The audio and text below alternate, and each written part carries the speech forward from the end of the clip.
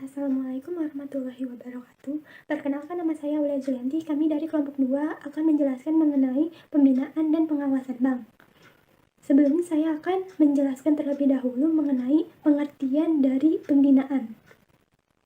Dalam arti luas, pembinaan selain ditentukan oleh pembinaan dan pengawasan, kesehatan industri perbankan juga ditentukan oleh lingkungan perekonomian dan iklim usaha yang mereka hadapi. Sedangkan pengawasan bank adalah suatu proses pemeriksaan dan monitoring untuk menjamin pelaksanaan aturan mengenai pasar serta aturan prudensial industri perbankan untuk memelihara kesehatan industri tersebut. Adapun tujuan utama pengawasan bank adalah memelihara kepercayaan masyarakat dan memelihara sistem keuangan. Tujuan tersebut dimaksudkan untuk dapat meminimalkan resiko serta kerugian masyarakat, penyimpanan maupun para kreditor. Otoritas pengawas harus mendorong terciptanya disiplin pasar melalui pengaturan dan pengawasan yang baik, dan harus mempunyai kewenangan yang cukup dalam pengambilan keputusan. Bank sentral sebagai pengawas bank komersial bertugas memantau dan memeriksa apakah pemilik dan pengelola bank telah melaksanakan pengawasannya dengan baik. Maka dapat segera dilakukan langkah-langkah yang diperlukan apabila terdapat peraturan atau ketentuan yang tidak dilaksanakan. Pengawasan bank dapat dilaksanakan menggunakan 3 cara, yaitu cara pertama secara langsung, yaitu pengawasan yang dilakukan secara pribadi oleh pimpinan atau pengawas dengan cara mendatangi dan melakukan pemeriksaan di tempat.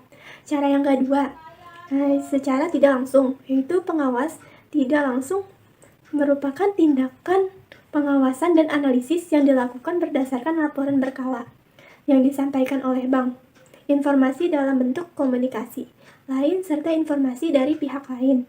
Cara yang terakhir, cara ketiga, yaitu menggunakan cara kombinasi, di mana dua cara ini dilakukan oleh pengawas, yaitu secara langsung dan secara tidak langsung. Mungkin itu saja materi penjelasan dari saya mengenai pengertian. Materi selanjutnya akan dijelaskan oleh rekan saya, Febri.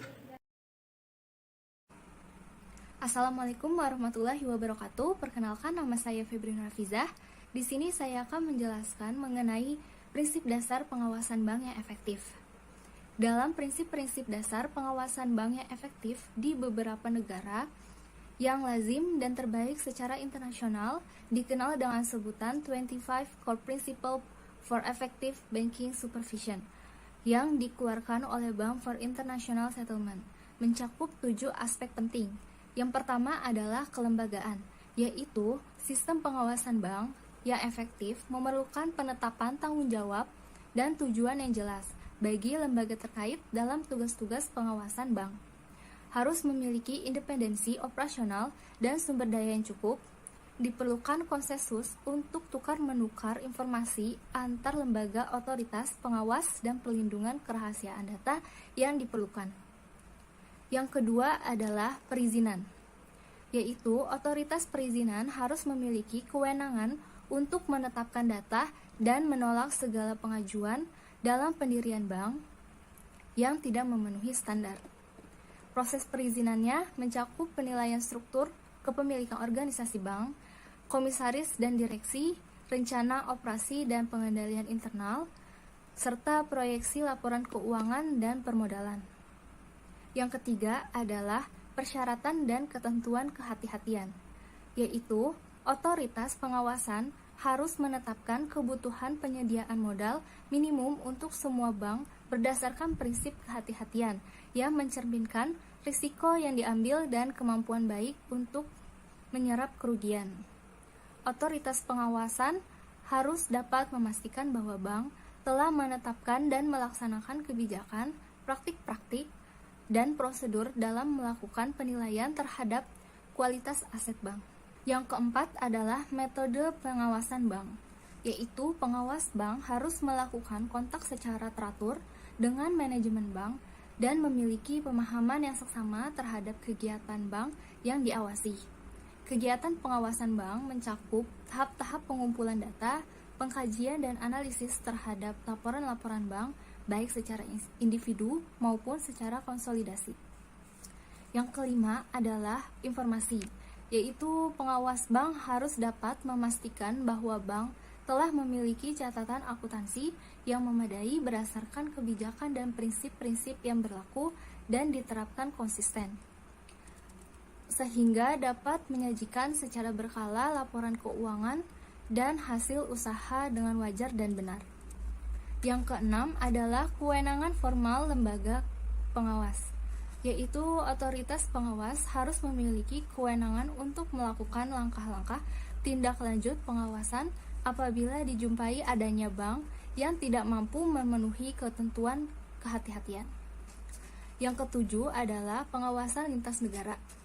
Pengawas bank harus melakukan pemantauan dan pengawasan bank secara konsolidasi dan global serta penerapan ketentuan kehati-hatian secara memadai terhadap seluruh aspek kegiatan dari unit-unit usaha bank yang beroperasi di luar negeri.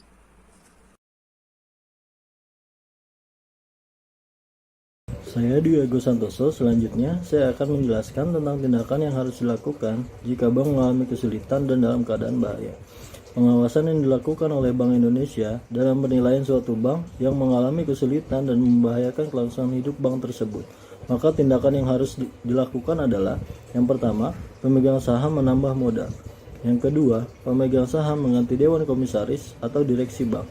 Yang ketiga, bank menghapus bukukan kredit atau pembiayaan berdasarkan prinsip syariah yang macet dan menghitungkan kerugian bank dengan modalnya. Yang keempat, melakukan merger atau konsolidasi dengan bank lain. Yang kelima, bank dijual kepada pembeli yang bersedia mengambil alih seluruh kewajiban.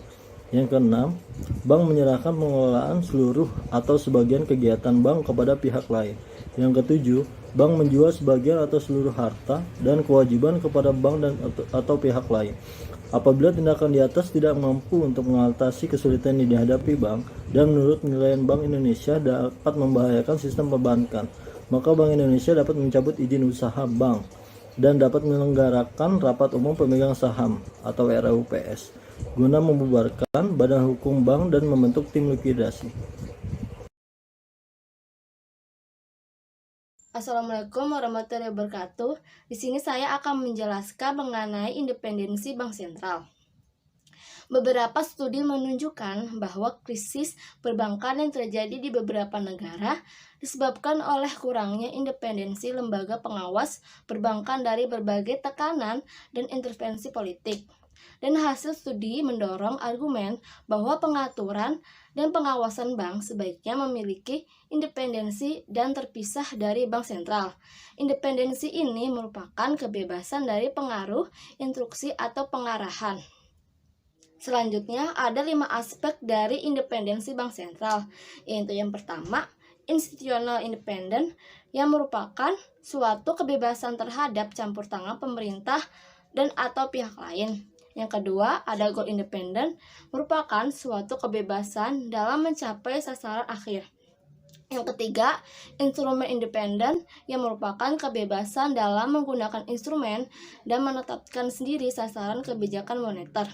Yang keempat, personal independent, yaitu kebebasan Dewan Gubernur Bank Sentral dalam menjalankan tugas yang ditetapkan oleh undang-undang. Yang kelima, financial independent, yaitu kebebasan untuk menetapkan dan mengelola anggaran dan aset kekayaan tanpa persetujuan oleh parlemen.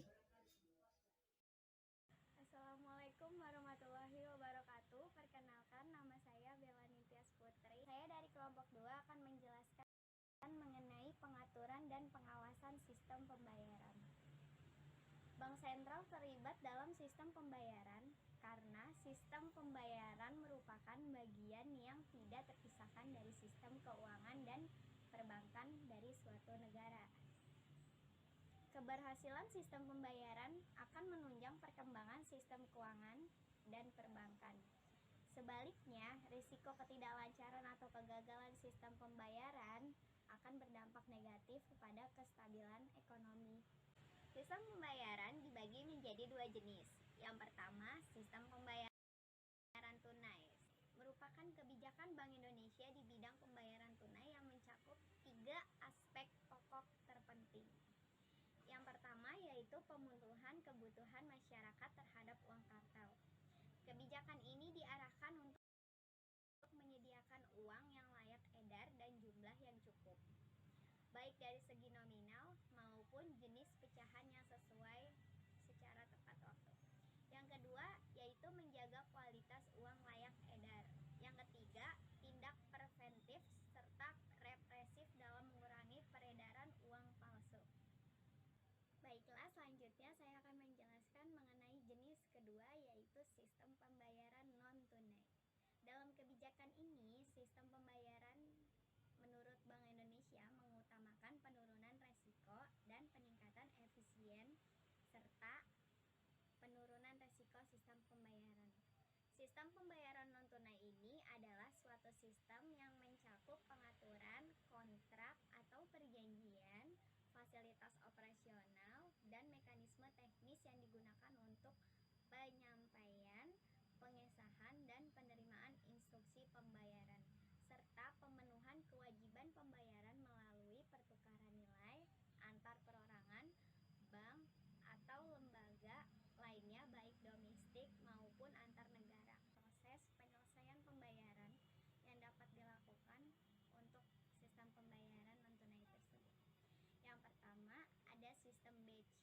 Instruksi pembayaran dikumpulkan terlebih dahulu, sedangkan pemrosesannya dilakukan di kemudian dalam jumlah tertentu sekaligus pada waktu tertentu.